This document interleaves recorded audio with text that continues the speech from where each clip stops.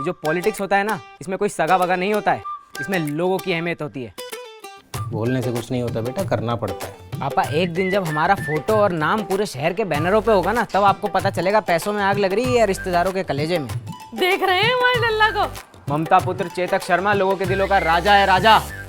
इतना मत बिछो बेटा कि कालीन समझकर तुम्हारे ऊपर से चढ़कर निकल जाएं। ए तन्नू, तुम जाओ हमारे लिए पानी लेके आओ। हमारी तो जूती भी नहीं लाएगी पानी। तन्नू, अब ना पानी हमारे सर के ऊपर जा रहा है, बहुत ज्यादा बोल दी हो तुम। तो उस पानी में डूब क्यों नहीं जाते फिर? क्या है तुमको अभी? अरे सौभाग्य समझिए आप अपना कि ऐसा सुपुत्र मिला है आपको। हाँ बिल्कुल घोड़े जैसे। मतलब उड़ाया तुमको अभी? हम उड़ा दे तुमको अभी।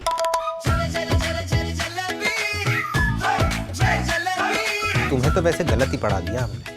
नेतागिरी करेंगे, रैलियों में जाएंगे, इसके लिए पढ़ने की क्या जरूरत थी? बस यही सोच हमें बदलनी है पापा। सत्ता में अनपढ़ लोग बैठे हैं, इसलिए देश का यह हाल हुआ है। हम जैसे युवाओं के हाथ में लगाम आएगी ना, तो देश की शिक्षा प्रणाली तभी बदलेगी।